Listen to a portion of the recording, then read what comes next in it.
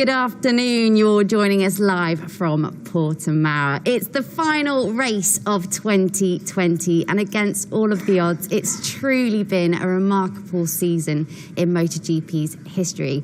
And we have a brand new world champion. Congratulations, Joan Mir and Suzuki, their first world championship win in 20 years.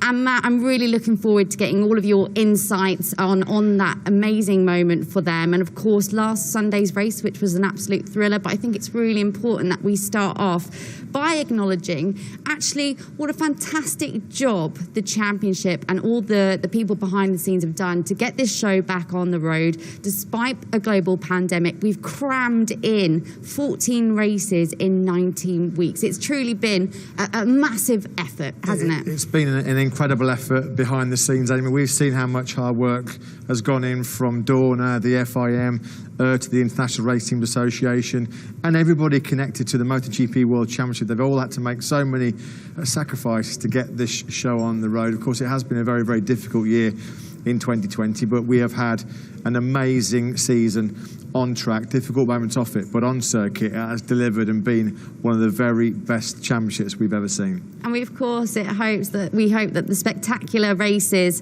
have somewhat made up for the fact that you guys haven't been with us, and we hope to see you at a circuit real soon, hopefully in 2021. But anyway, we are at a spectacular new venue. Matt and I were lucky enough to walk the track yesterday in the glorious sunshine we've got here in Portugal, and it's a bit of a special one, isn't it? Maybe one of the best. Absolutely incredible. You know, you've heard all the stories, haven't we, Amy, coming here about how spectacular the Portimao circuit is, but I think even I was caught out yesterday just how jaw-droppingly amazing it is. I mean, for me, it's right up there now with Mugello and Phillip Island. It's an amazing setting here on the Algarve. You can see why so many British people come down here and have a round of golf. The weather's amazing, but the circuit itself, it's so challenging, so technical, so fast in parts, loads of undulation. I mean, it's like a roller coaster. We've heard so many riders already this weekend saying it's like a roller coaster. This is going to be like a 200-mile-an-hour Disneyland ride out there this weekend. It's absolutely spectacular. And of course, we've still got some things to play for. Suzuki have got to wrap up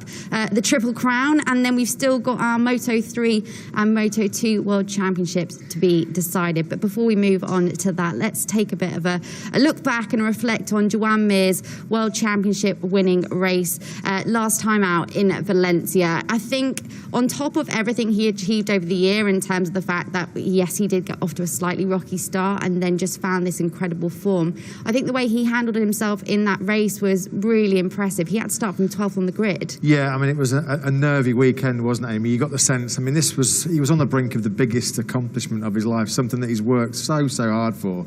You know, Joan Mir is 23 years of age, the seventh youngest rider in Premier Class history to win the title, but for the last 17, 18 years, his focus has been all about winning this MotoGP World Championship, and it all came down to 27 laps in Valencia, the biggest 27 laps of his life. And of course, there was going to be butterflies, he was going to be nervous, but he did exactly what he had to do, kept himself out of trouble.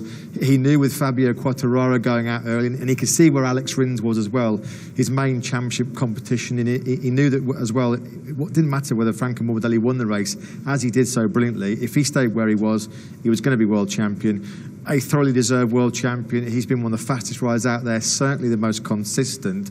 He hasn't won as many races as the Quartararos or the Morbidellis, but he's been the man week in, week out, different circuits, different characteristics, different conditions, and you could almost put your mortgage on him fighting for the podium. So he has been a brilliant world champion. So happy for him, and so happy for the factory Suzuki team. They've had to wait so long to be back as world champions, and they are, as you said, Amy, going for the Triple Crown this weekend. They could be the first constructor championship since 1982, so what an unforgettable year for Suzuki. They are such a lovely bunch of people. I think that's really important to to point out, because such a warm atmosphere greets you when you go into their box, and they're always happy to talk to you. You couldn't really wish for a nicer team for that to be. No. That's such a dream to be realised in such a short amount of time. Let's not forget they only rejoined the World Championship in 2015. They've done this in 6 years. Yeah, they've been amazing. I mean, it's a real tight knit family kind of atmosphere and unit down there in Suzuki. And their recruitment policy has been fantastic since they came back in 2015. They've always gone for young riders. They've got 2 cracking hot young talents now in Alex Rins and Joan Mir, the new world champion. Behind the scenes, you've got Davide Brivio knitting it all together, gelling it all together. And then you've got key figures like Shinichi Sahara, the project leader, and Ken Kawachi, the technical manager. The job that they've done with the GSX-RR. I mean, who would have thought coming into this season? Suzuki now, they are the team to beat in MotoGP. They've got the most rounded and competitive bike. It works across all conditions. And they've got 2 really fast, highly motivated and hungry young riders that want to keep Suzuki at the top. So it's going to be quite a tough challenge. Next year will be difficult to knock Suzuki off that perch. Do you know what I asked Ken last Sunday? What did you ask him? I asked him if we'd ever find out what he writes in his notebook, and he said, honestly, it's just lap times, but it's normally because I'm so nervous watching the races, it gives me something to do. Yeah, the magic clipboard, yeah, it's almost like a distraction, but the job that Suzuki have done in that short space of time, Amy, like you said, 2015, when they first came back, it was difficult, but they've worked at it. The recruitment has been fantastic. I mean, so much credit does have to go to Davide Brivio. I mean, Valentino Rossi knows implicitly the strengths of Davide Brivio as a team manager, and Valentino's touched upon this over the last couple of weeks, saying so much credit for Suzuki's success this year should go to Brivio because he's so astute in the rider market and bringing the right people into the right positions. There's no egos down in that Suzuki garage. They're all working towards one prime goal, and that's to be world champions, and they've done it. Now the key is, of course, to make sure you stay there and you come back next year and you're just as strong, if not even stronger. From a technical aspect, I was pondering some theories through in my head, and one of the things you have to note about the GSX-RR and Suzuki in general, when it comes to development of their bike, they tend to be a little bit more on the modest side rather than doing massive radical changes. Do you think that would be one of the things that they would owe to the fact that they've achieved such success in such a short amount of time? Yeah, absolutely. I mean, I think Andrea Dovizioso himself touched upon this last weekend. He said, you know, Suzuki have not tried to reinvent the wheel. They've done things very, very simple. They've kept it simple. That bike is not overloaded or overladen with too many gadgets, you know, like we see on the Ducatis or other motorcycles. So sometimes simple is best. And also, you've got to say that you need riders on board that motorcycle that can get the best out of it. Pol Espargaro made an excellent point a couple of races ago where he said, yeah, the GSX-RR is a very, very strong and competitive motorcycle, but you still need guys that are sat on top of it to get the best out of it, and that's exactly what they've had this year with the 2 Spaniards. Can't wait to see what 2021 has in store for them. Sorry, I wasn't just tearing up there with all those amazing achievements. I got something in my eye. It was our last I got appearance completely together. caught out there. Oh, damn, I thought it was all because it was our last appearance of the year together. Anyway, moving on, we have got last week's race to recap on, and what a thriller it was. Franco Morbidelli didn't put a wheel wrong from our view, and then he came under some immense pressure from Jack Miller on that final lap. He really did. We know normally Franco's unflappable, ice cool under pressure. Well, he really had to prove that last weekend. At one stage, we thought he was going to break away like he did in Aragon and in Misano, and he was controlling the race absolutely beautifully. But then Jack on that medium front tyre really started to find his pace when we least expected it, around lap sort of 16, 17, when the tyres traditionally starting to wear. And I think Jack just went, you know what, I am going absolutely all in. I'm trying to get that first Ducati win, be the 10th different winner of the season, and he tried everything he could. He got that little bit of extra slipstream with the tailwind behind him on the last lap, got into the lead, but it pushed him wide at the first corner. Brilliant move then back up the inside of Frankie at turn 4. And I think everybody thought, Jack's got this done because it's going to be so hard to pass or retaliate from Frankie, tight and twisty as Valencia is. And then Morbidelli, I mean, even Jack said he caught me by surprise straight away up the inside at turn 5. Brilliant, brilliant race, the closest finish we've had of the season so far. And you've got to say, 2 young men who laid it all on the line, but it was aggressive, it was hard, but it was really, really clean. And I love the both of them talking afterwards saying, yeah, we really love that. I mean, Jack was very gracious in defeat. Obviously, he wanted to win, but he didn't seem too gutted because he knew that he'd tried his best. He could sleep well on Sunday night now, and he'd thrown everything at it.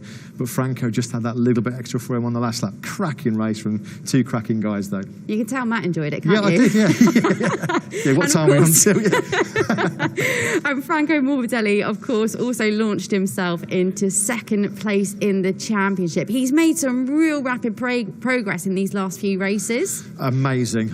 Full of praise for Franco Morbidelli this year, Amy. It was a very, very difficult season for him last year. He was expected to be kind of the A-rider in Petronas Yamaha SRT, and of course we know he was completely overshadowed by the rookie sensation Fabio Quartararo. And then this year I think people were a little bit worried because he was not on, well, he's on the Spec B Yamaha, not the same bike that Valentino Rossi, Quartararo and Maverick Vinales have been racing. And then of course Fabio made the sensational start to the year, and you thought, crikey, Frankie's going to be in trouble again here. He's going to find it hard to beat Quartararo, but he's always stuck to his guns, never let his head get down, tried to really work hard and improve, and he's had an absolutely phenomenal season. I mean, can you imagine coming into the start of this year, if you'd have said Joan Mir's going to be world champion, Franco Morbidelli more than likely going to be the runner-up, you'd have been laughed out of the paddock. You might have been. Anyway, Pol Espargaro made it back-to-back podiums in Valencia. He actually did a really good job to actually avoid being taken out by, well, he didn't really avoid it. It was just actually, I think, a little bit of luck that he didn't get taken out by Takaki Nakagami, again, who arguably had another shot of that podium, was it not for that slight mistake. But great thing to see Pol Espargaro. Was it 5 podiums in 2020 for him? Yeah, absolutely amazing. I mean, that just shows how big the steps KTM have made. Leaps and bounds that RC16 has come on this year. They've done a fantastic job. And Pol is just such a fighter, isn't he? He didn't have the pace to go with the top 2 men last weekend, Franco and Jack, but he rode absolutely awesome. Yeah, he was quite fortunate. I mean, it was a daring lunge by Taka at the final corner. Pol said himself he was surprised why Taka attacked him there, because that was Pol's strongest part of the circuit, and Taka was much quicker everywhere else on the track. And actually he said Taka got on him so quickly, if he'd have made the move stick and clean, he could have gone probably in for Miller and Morbidelli for the victory. All a case of what might have been, of course, a bit like Aragon for Taka Nakagami as well. So maybe fingers crossed Taka will break his podium duck here this weekend and have something nice to take into 2021. Well, if you joined us earlier on, there was a really nice photo opportunity down on the grid to mark the fact that we've had 9 different winners in MotoGP this season. Now, could there be a 10th one this weekend? We do not have long to find out. Free practice sessions this week are actually extended, so riders can familiarise themselves with the track. Also take a note of the time change that we've got on our hands, because we are actually running UK time. I don't know what the official time is. Is it Greenwich Mean Time? It's going, we're going back. We're going back now anyway. Anyway. From mainland Europe, So, Matt, out of the candidates we've got for being a 10th different winner, and also your candidates for who could actually take the win here and who could be competitive, what do you think? That's difficult. I mean, obviously for me it's going to be it's which rider adapts to this circuit the quickest, because it's a tough track, a very, very difficult track. And then of course you're relying on your team as well, and the information that you give the team to set up the motorcycle that's going to help you out. The guys that have come here previously, I think Aleix Espargaro rode the factory of Pretty because of their concessions, and Stefan Bradl also, when they came here to test just before Le Mans, he rode the Repsol Honda. So they're the only 2 guys that have ridden MotoGP bikes on this track. So it's so hard to call. It's kind of a fitting way to end an unpredictable season where we don't really know what's going to happen. Candidates for the 10th win, well, Pol Espargaro, we know he's going to be going all in to try and win for KTM before he leaves to the Repsol Honda team. Jack Miller would love to be a winner on Ducati, having come so close last weekend. Don't discount Taka Nakagami, because as it's a level playing field, Taka might have a shout as well. And do you know what? A bit of patriotism coming forward as well. Cal Crutchlow, his last Grand Prix as well. He's got nothing to lose, has he? Who knows? In this crazy, strange 2020 season, it would just be like Cal before he bows out and becomes Yamaha's test rider, for Cal to go and win the Grand Prix or be on the podium. So yeah, I'm really looking forward to this weekend, because it's unusual when we come to a new circuit and everything's kind of up in the air, and it's going to be fascinating to see which team and rider can cope with the track and the conditions the best. And we mentioned at the top, we've obviously got our Moto3 and Moto2 championships to be decided this weekend. In Moto3, Albert Arenas, Ayagura and Tony Arbolino will all be trying absolutely everything they can to be crowned this year's Moto3 world champion. Who do you think possibly could have the edge out of those three. It's a difficult one to call.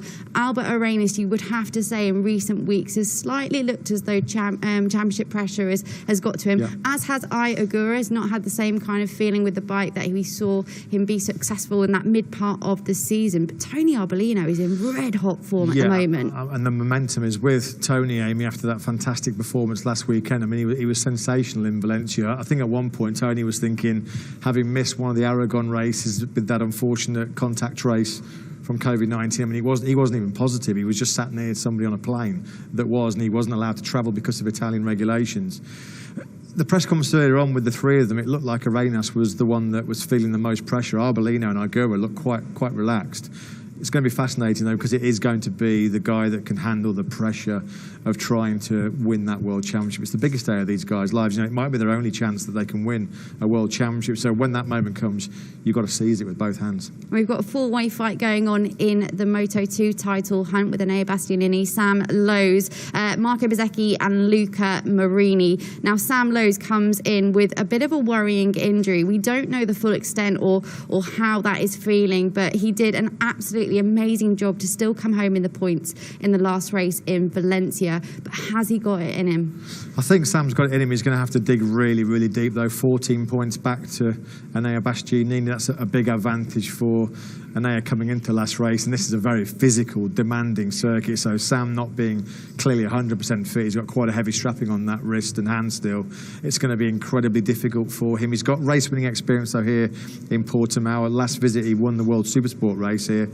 So it's a track that he does like, but it's going to be incredibly difficult. You know, I'm a British rider. I would love to see Sam do it, but I think Enea Bastianini's got that crucial buffer, and he should hang on and be the champion. Well, we wish all those riders our very best for this weekend. Join us a little bit later on, but for now we're going over to Steve Day with our press conference.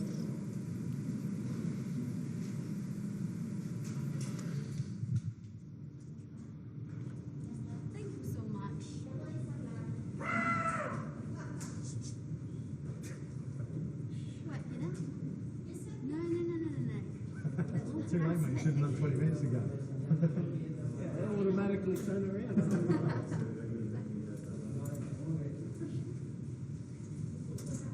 Oh my God, I got something in my eye and it was like burning. Yeah, I saw that. I think it was just my eyes. No, like my eyes. Cool, thank you. Thank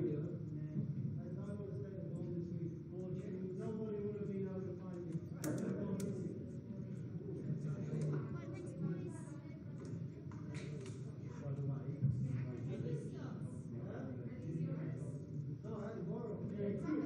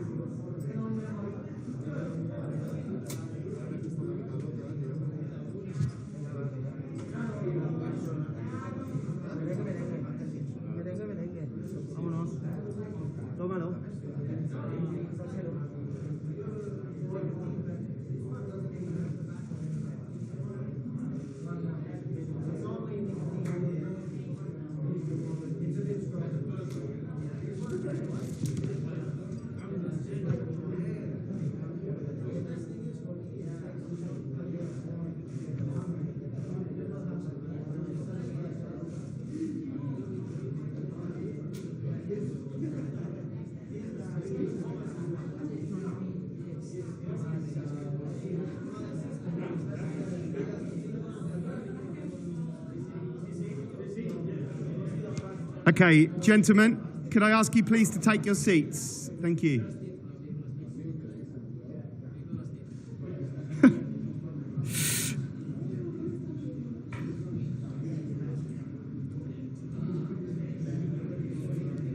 Thank you very much. You may remove your masks.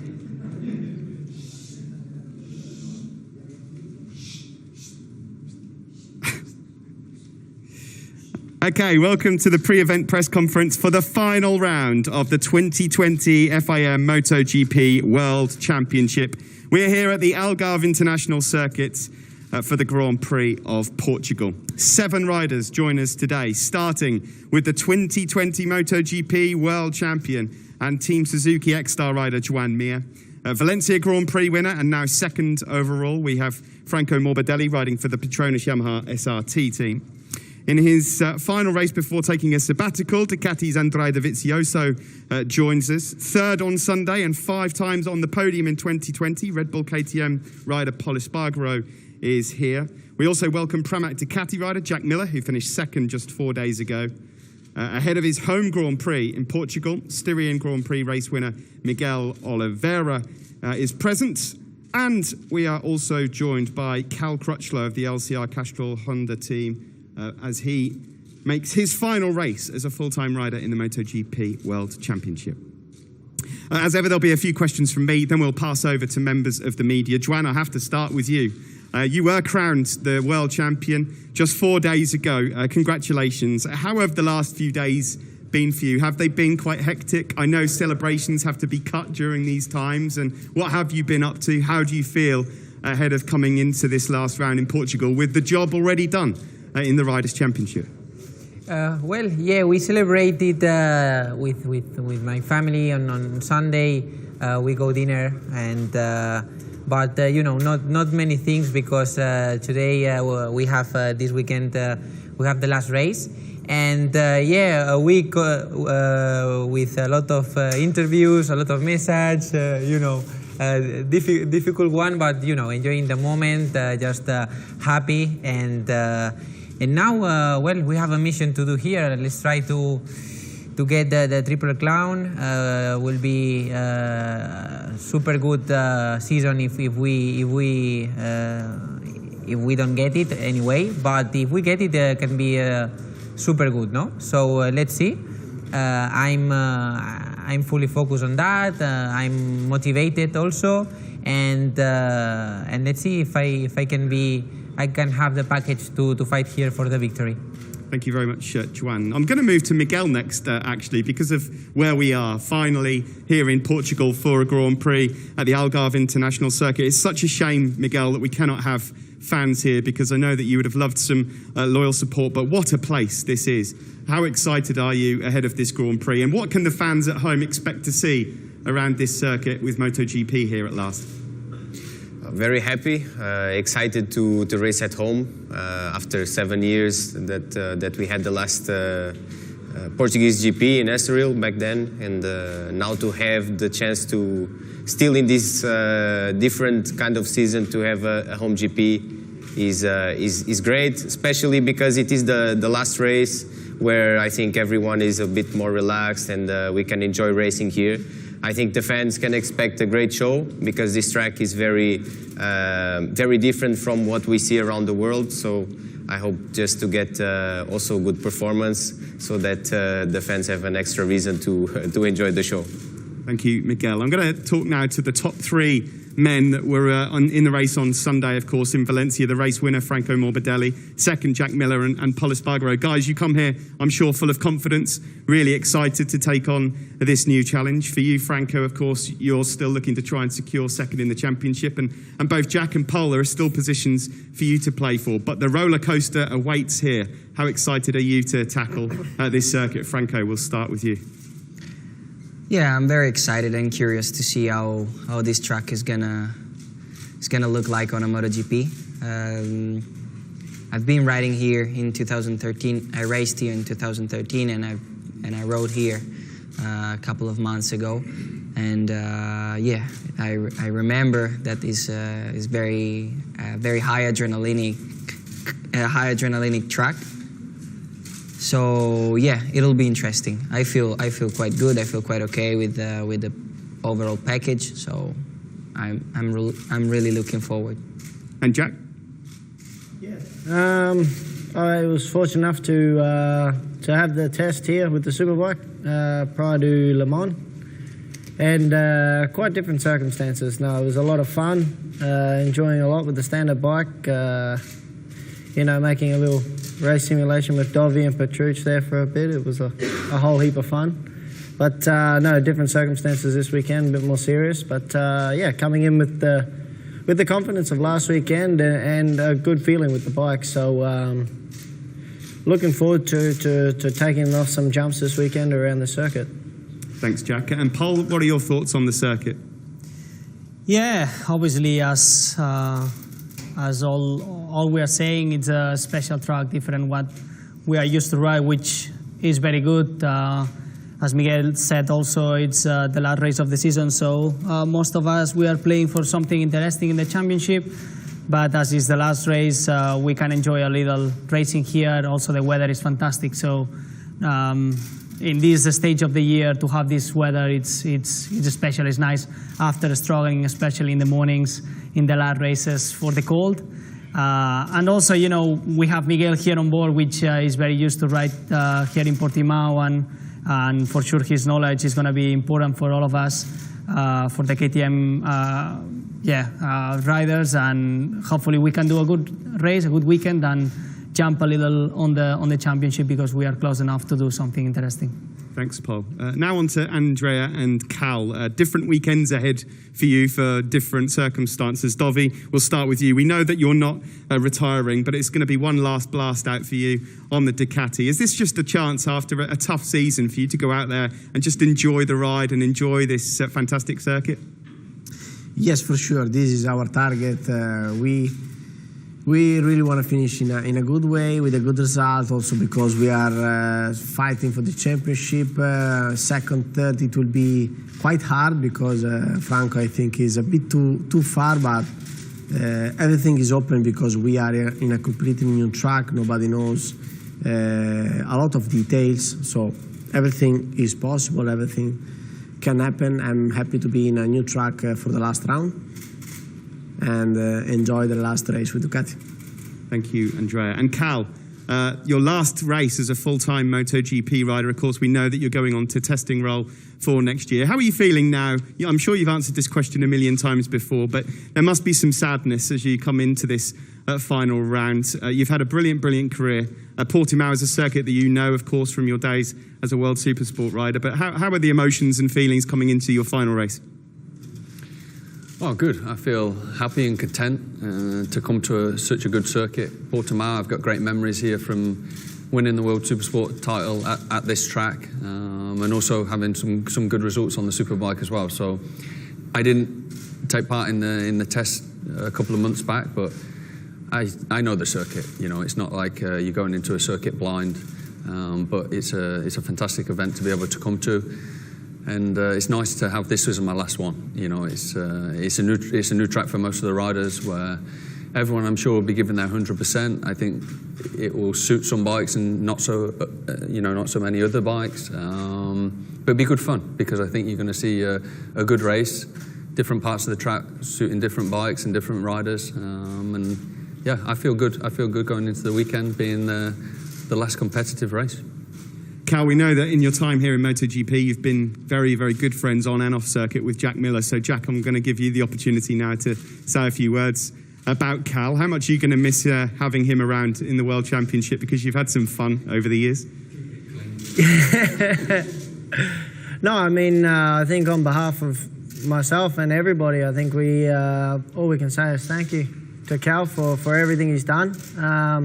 On and off the track, I think he's been a great ambassador for the sport. He's been by far one of the hardest working guys I've ever seen in this paddock, and you know, a lot of the times I feel he got doubted more than other riders too. But in every time he was doubted, or you know, people would write him off, he was able to come back and prove them all wrong. And the best thing about him is he's never shy to tell you that he's proved you wrong. So I think on behalf of myself and everyone else, I think we're all going to miss him dearly. But you know him, he's like a bad smell. He won't go all the way away. Jack, thank you very much. I'm going to come back to you now. Joanne, Cal, you will get a chance to answer back in a bit. But Joanne, I'm going to come to you for now. You mentioned a moment ago about the Triple Crown, of course, being hugely important. And if you were to win the race here this weekend, that would pretty much sew up the championship. It would be a great result for Suzuki. But of course, Alex is fighting for second in the World Championship. We may as well ask now, have you had any discussions with Suzuki or with Davide or with Alex about perhaps helping him over this weekend to try and finish 1-2 in the championship? We didn't have this discussion already, but if they ask me, I will not have any problem to help Alex to get the second position. I think that if they would ask to Alex to help me to get the first position, they would do it. So I think that it's good for my part to do it, but have to be the situation to help him. If not, he's not relevant, you know. Okay, thank you very much. Good luck this weekend, Juan. Franco, a win this weekend for you would make you the first Yamaha rider to win 4 races in a season since Jorge Lorenzo in 2016, and the first satellite rider to win 4 races since Sete Gibernau back in 2004. Are these statistics that mean much to you and this year in general with the 3 wins that you already have? How would you evaluate your 2020 season? Yeah, I didn't know the statistics till now. So I will think about them maybe later. Anyway, this was a great season for me. I think I was able to discover a part of myself that I didn't know. The serious part, the working hard part of myself, and I liked it because when I went down on track immediately in Malaysia, I realized that I was feeling better on the bike, and I was able to be more aggressive and feel more what I was doing on the bike, and that gave me the chance to work better with my team and to work more precisely with my crew. And I would say a wonderful season came out. 3 wins, a podium in Brno. So I'm very happy with the overall season. Thank you, Franco. Paul, it's your final race in KTM colours here this weekend.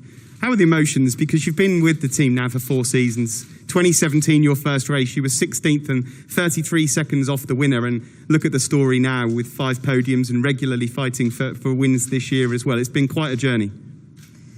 Yeah, it's a mix of emotions going through this weekend. You know, the biggest part of this project that I'm going to miss is the people around this project. You know, all the human part of the KTM history. It's been super good. All the electronics, mechanics that have built this team from zero in a very hard moments for sure, but also as we are showing this year, in many times super happy ones.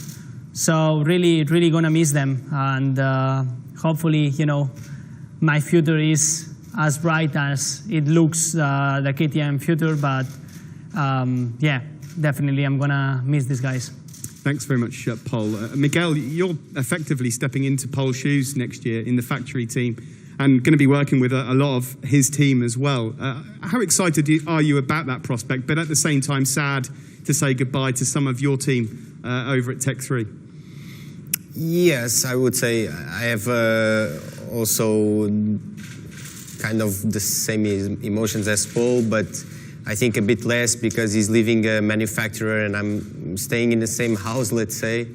Of course, to work with the Tech 3 crew was great. We built quite a strong relationship in 2 seasons, and of course it makes me sad to leave. And at the same time, I'm stepping in a harder job, which is to be a factory rider. And I'm not expecting things to be easier than they are right now.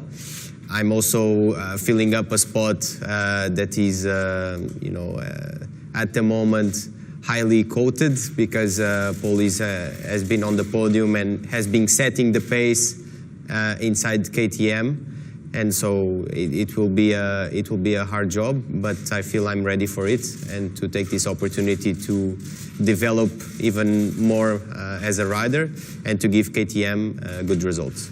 Thank you very much, Miguel. Andrea, staying with this, the story of missing certain people, I want to just get your thoughts ahead of the last race. The relationship between a rider and crew chief is always one that is very special. One thing we do know as you leave Ducati, and you may well come back racing, and hopefully we see you there, is that your relationship for now with your crew chief Alberto comes to an end. You've been together for so long, you've been through the highs and lows. Just explain how much you're going to miss him. Yes, for sure. I will miss Pija. He's a really good guy, and our relation improve a lot year by year, and is one of the reasons why we did important result and we fight for the title, because we know each other, and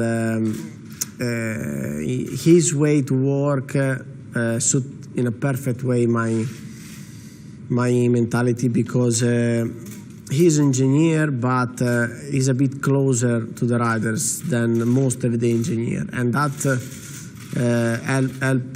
helped me a lot to work on the bike, change the setup, and he understood a lot of things to me, and we were able to really make a step.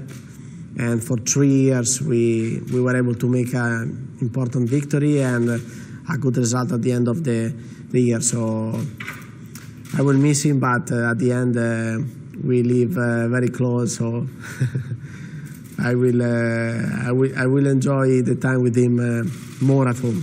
Thank you very much, Andrea. And lastly, Cal, we'll let you have the final say, as you normally do, most times anyway, Cal. Just looking back at your career, there must be some standout moments.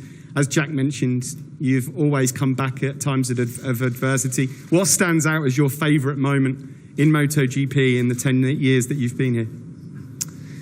Well, I've been privileged to work with some great people, great teams, great bikes, and being here for 10 years and riding some of the best bikes in the world. It's been a privilege to be able to do that.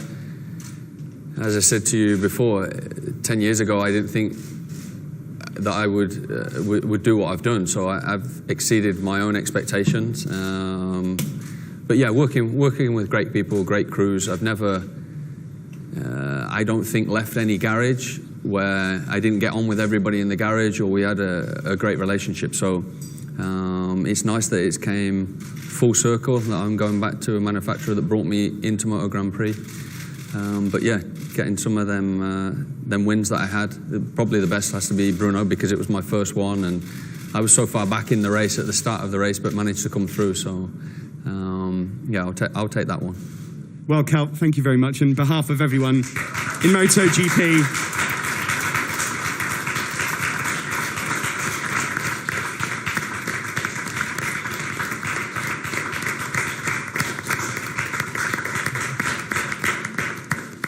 on behalf of everyone in MotoGP, you will be missed, Cal, and we look forward to having you back for the odd occasion. Thank you. That is it from me for now. We'll be back with MotoGP Social shortly, but until then, let's pass over to members of the media for questions. Hi, guys. This is Frank Willing from Eurosport. I have a question for Andrea and also for Cal. Cal more or less answered one part of my question. I think, like most of us, we are sorry to see both of you guys go. But Andrea, could you also tell us a little bit about what in all these years, has been your favorite racing moment? And also for the both of you, for Cal and for Andrea, your biggest regret in all these years?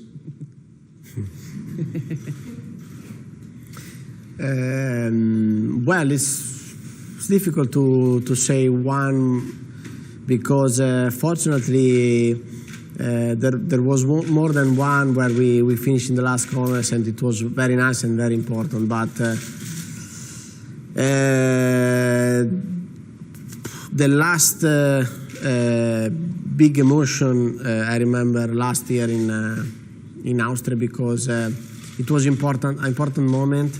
We were struggling, and everybody expected the victory from us in that track, but it wasn't the fastest before the race, because Mark was faster than us. But at the end, we took the right choice, and I was able to fight until the last corner. When you win in the last corner, the adrenaline is something crazy.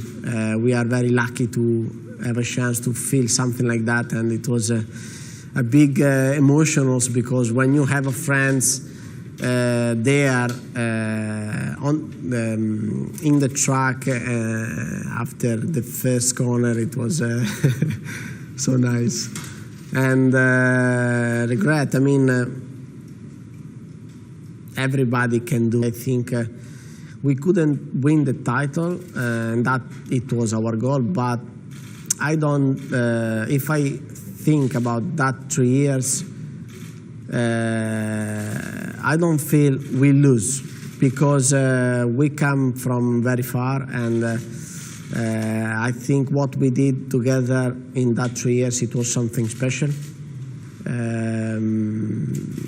We were against Mark and Honda, so it was very, very difficult for us to beat them. But I'm really happy about that 3 years. I think we did an important step. I did a step on my career, on what I was able to show. So about that, I'm really happy. But in this moment, I really want to believe for the future, about the future. Thank you, and good luck this weekend, guys. Thank you. Hello, good afternoon. I'm Bernardo Matias from Motorcycle Sports. So I have two questions. One is for Miguel Oliveira.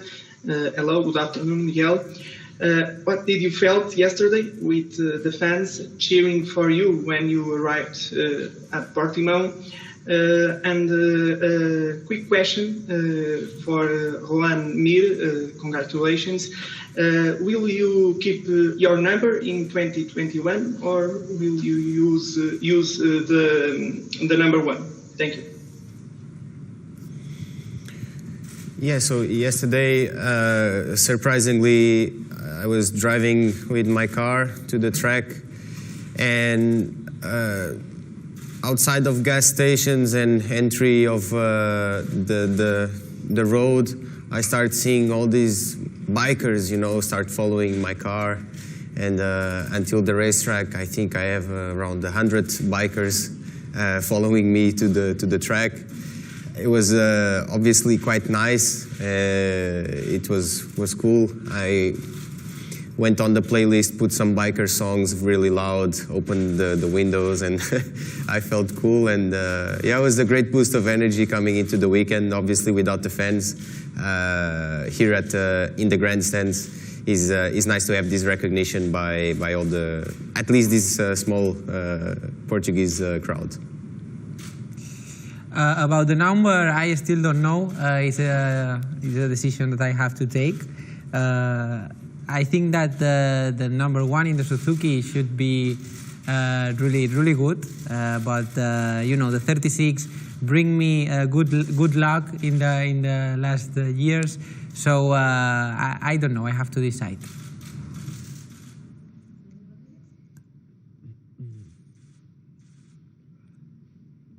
Hello, everyone. To Miguel, what do you expect for this weekend without the public, but feeling at home? And the rest of the guys, what do you expect for this race in this special track? I expect to first, I think all of us need to discover a little bit what are the challenges with our bikes first. We will have long sessions tomorrow, so we can work a bit on everything. So we just need to find out what are the challenges, and that's it. Hope for a good weekend. Everyone? Well, I don't know what I have to expect because I didn't try the bike here. For sure, it's a really good track. With the street bike, I was able to make a couple of laps, and in 2015 I rode here. And it's a track that different than the others. That I think that our bike can fit well on the paper on that track. But I will say to you on Friday. Yeah, I'm looking forward. It's a roller coaster on tarmac. I'm curious to see how it's gonna go. The usual stuff, you know. Yeah, I just want to be fast and have fun. That's it. Yeah, more or less the same. I think we answered that one. Yes, it's very difficult to predict how it will be with the MotoGP bike and Michelin tire. So for everybody, it will be completely different than what when we try with the Superbike bike. Oh.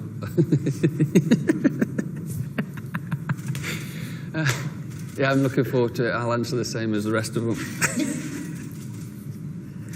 Oh, I've lost my shit.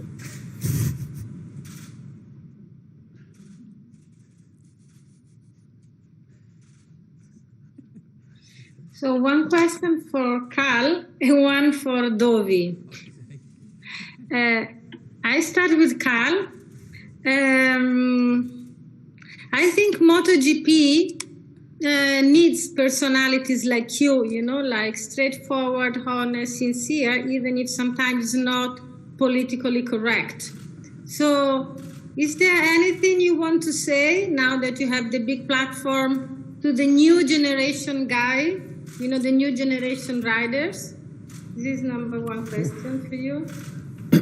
I think that's a hard question because I could go through every rider and say something, but I'm going to pass the baton to Jack, I think, on the not being political and be yourself and say what you want. So I think he's already learning about that. I think he does a good job of it as well. But yeah, you know, at the end of the day, like I said before, I have no regrets about anything I've said or done because I think I'm being truthful and honest and sincere. So I know a lot of the riders are as well. They just say it in maybe a different way to me. But you know, it's we're 24 different riders on the grid, so I'm sure that they feel the same as well, and don't have any regrets with the way they handle things either. So, but yeah, Jack will take up the reins. And I'll sit at home and I'll be able to send him a text message to tell him what to say, you know. Get everybody revved up. And I wish you really the best, you know, I wish you the best. And now, Dovi, also for you, I think it's quite surreal to think that it is the last race. So we will miss you. One thing, if there is something, I know it's difficult, but if you need to choose one thing, what do you bring home from this season? If you need to choose one thing from this season, in this season it has been difficult, very very difficult. Well, at the end it was the only victory, but in Austria we won, but I didn't feel that good. But at the end, I really wanted. In that track, the bike worked a bit better, and I'm able to ride in a good way for my riding style, and it was very nice and very important for me to try to win. And it was a crazy race for the crash, but at the end I was able to manage the situation and be ready on the two races. So happy to win one race in this season.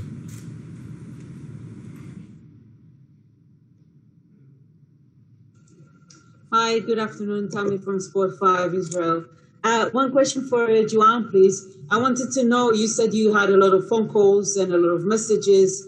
Who surprised you with a message or a phone call or something they said that you had no idea they knew who you are and what you're up to?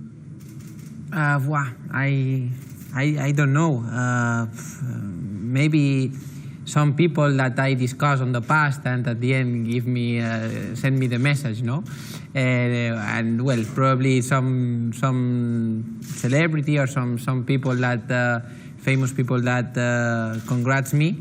So that people for sure is not the ones that shocked me a little bit more.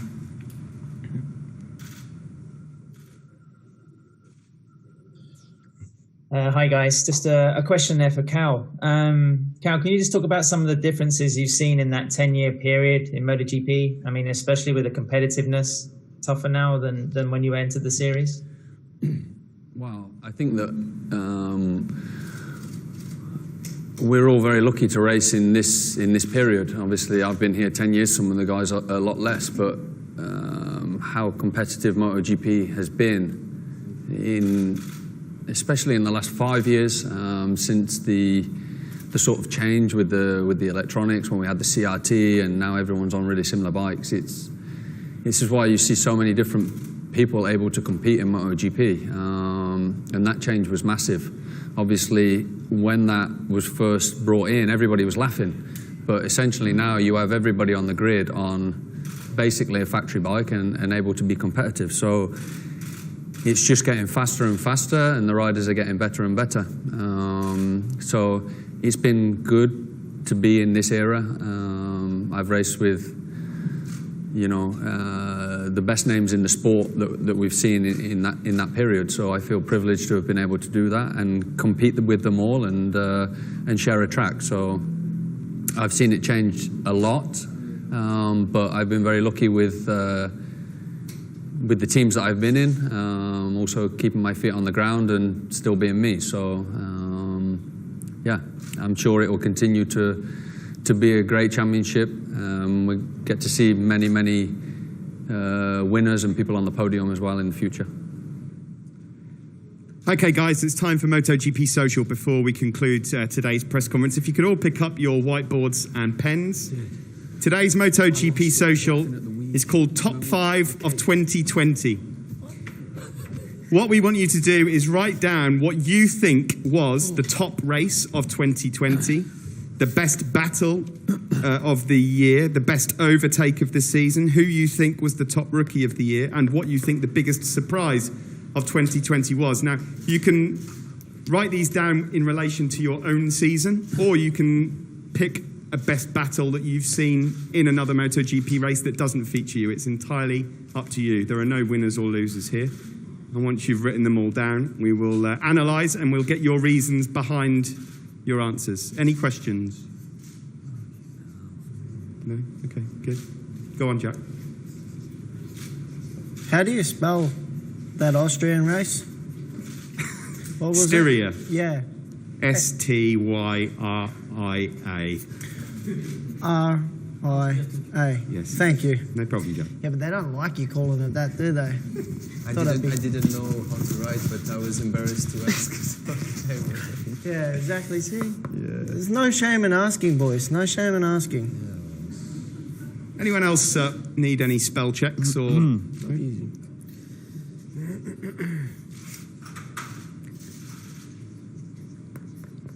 So just a reminder to those watching from home, we're looking for the top race of the year, the best battle of the year, the best overtake, the top rookie, and the biggest surprise of 2020.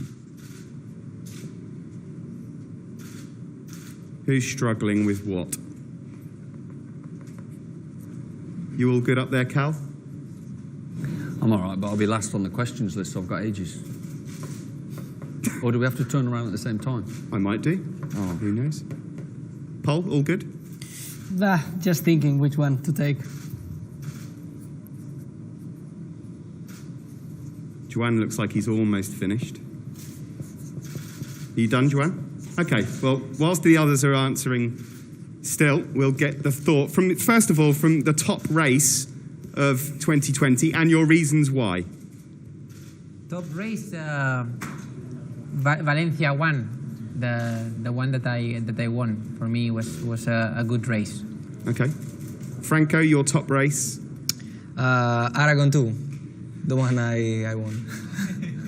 We've got a theme going on here. That's understandable. Jack, you seem like you're done. So, top race? I couldn't come up with just one, so I put Styria and Valencia too, because great fights in both of them. I like the Styria one a little bit more because of the shorter races. I didn't mind those, short races. If you could all, when you're done, if you could turn your boards around so we could see them, and then we'll go through the explanations as well, so you could tell us, so the people at home can see the boards once you're done. Cal, are you done? Miguel? How far away are we? Just missed the battle, but the rest I have it. Okay. You want me to say? So, yeah, if you turn it around for now, and we'll just get your... What's your top race of the year? I wonder. Yeah, Styrian GP. For obvious reasons, yeah. Okay. Paul, your top race of the season? I think it was Valencia last one. It was the one, it felt good to me. Okay. Dovi, what was your top race? Jerez won because the situation for me, it was very strange, collarbone, and the heat was very, very difficult. And I remember very well the sensation after the checker flag, and it was very nice. Okay. And Cal, what was your top race? Valencia won because Johan won the race, and I think he deserved to win a race this year. Ah, there you go. You see, Cal's the only one who's looked at other races. Yeah, I'm not looking at my own, am I? You haven't got that many to look at. Okay, if you're all done with your answers, put your pens down. We'll go back to now. We'll go to number 2. So, the best battle of the season, Joan. The best battle, Austria 2. And the reasons why? Evident. It looks like a qualifying race with, Moto3 race. Franco. Valencia 2. For obvious reasons. Yeah. What did I put? Jack? I put me, Paul and Miguel, but Styria too. Styria Grand Prix, of course. The last lap battle there was pretty special, but it's hard to choose again between that one or my battle with Frankie. Unfortunately, I came out on bottom both of them. So. Okay, Paul. Yeah, I quite agree with Jack. I put I checked on the second race in Valencia, and I really enjoyed the fight in between Jack and Franco. But really, yeah, it was a good one also Styria. So I put the Valencia one, but Styria can be one also. Okay, Dovi. Yeah, the same. Franco and Jack, last race, it was aggressive but clean and very nice. Miguel?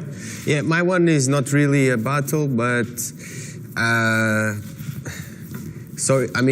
think Franco and Jack was very normal racing, but I put when Johan made the comeback in Misano 1. I don't know, watching the race after, even me, I was cheering for him. He was just making time and overtaking everyone. And I think was that race he overtook Vale, and Vale ran third, I think, the most of the race. And then just at the end, he got it. So it was quite impressive. So. Nice. Thanks, Miguel. And Cal? I put Austria round 2, the second race in Austria. The battle between Jack, Miguel, and Paul. Okay, thank you very much. The third one then, Joan, we'll come to you next. The best overtake of the season. The Misano one, the one, my one to Rossi. Okay, thank you. Franco? Oliveira in Austria 2. That was a good one. Last corner, no? Last corner, over 2 riders in last corner. Okay, Jack? Mine follows on from his. Maybe it wasn't the best one, but I got past Paul and I did what I needed to do. I just didn't expect Miguel to sneak on through. I kept it on the track and everything. I thought it was great, and then... Paul? Yeah, it can be both of these, but because I lost the battle in Styria too, so I prefer the more Vitalis ones in Valencia. Okay, perfect. Dovi? It wasn't a real overtake, but Rins Le Mans, I think I don't understand how he could stop the bike in that break on the wet. Okay, thanks, Dovi. Cal? I went with the last corner in that Austria race. Which one in particular? The one that Jack... Well, both, because obviously Jack made a pass that looked like it was set for the win, and Miguel outfoxed them all. So credit goes to Miguel because he won the race. Okay, cool. Right, let's see what we've all got here in terms of the best rookie of the season. There's not too many rookies to choose from this year, but obviously there is one who has won a race this year, and Alex had a very good end to the season. So, Juan, what have we got there? Let's go to... We'll start with Miguel Oliveira. Miguel. Yeah, rookie, I'd have to choose Brad. I think he has done a very good job. And yeah, obviously getting the first win. Then he's always very fast. And yeah, okay, I think he has done a good job. Your new teammate for next year? Yes, you're yes. going for. Okay, well, we'll stick with the KTM theme for now. Paul, what have you gone for? I suffer it many times. Brad, he's a super talented. I think he's going to be a big trouble on the future with KTM. Okay. Dovi, we'll come to you now. The same. The same. Joanne? And yeah, Brad. Okay. Franco, Jack? Brad, yeah. Brad. Cal, as usual. Well, I'm different, ain't I? I went for both because I think what Brad's done was fantastic to win in Brno, but I think that there's no rookie that, apart from his brother, that have done really, really well on the Honda. It's not an easy bike to come on as a rookie, and I think Alex did great, and it shows that he's a great rider because he went fast in the rain and in the dry. So I give them both 50-50. Okay. The last one is the one that might create some interest here. The biggest surprise of 2020. I will start with Franco. I put Joan because I looked at a video of the beginning of the season, and I think nobody was putting on you in top 5 of the championship, and finally you won the championship. So should be a big surprise for at least those riders. Joanne, what was your biggest surprise? I put Mir Suzuki World Champ. That's the big surprise, and also the Binder victory. I think that was also a big surprise. Okay, Dovi. KTM. Just in general, yeah.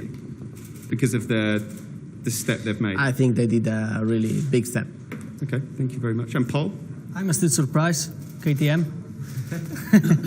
Still cannot believe how we are doing what we're doing. Okay, perfect. We'll go to the back row now. We'll start with Cal.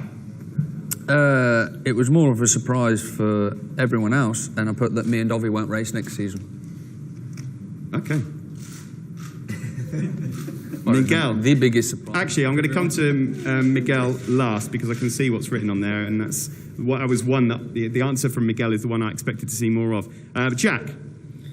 It was hard because there's been so many surprises this year. But if you were going to tell me that Brad would win his first Grand Prix so early, I wouldn't have been able to tell you that. But there's been so many. I think Miguel's one covers it as well. Yeah, Miguel, you're the only rider to have written this, but we'll let you explain.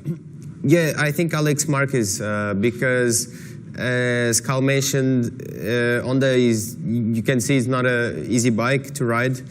And him as a rookie having the pressure, to be in that team, and as a rookie to make 2 podiums. The surprising thing is that he was really in the back, and all of a sudden he found he found something with his bike, and already in Misano he was coming quicker, but to make a sudden step to be on the podium for 2 races, it surprised me. Did anyone consider Marc Marquez? That's what I was about to say. I thought that's what you wrote. I thought of Marquez crash, but like him crashing is not. But him being out for the whole season. Yeah, to be out. Yeah. One of the bigger ones. Well, gentlemen, thank you. If we could get you to sign your boards, please, and we will auction them off to raise money for Two Wheels for Life charity. and then we'll get you to stand up with a photo with your boards, and then a photo without your boards. Thank you very much. The very best of luck to you this weekend here in the final race of 2020.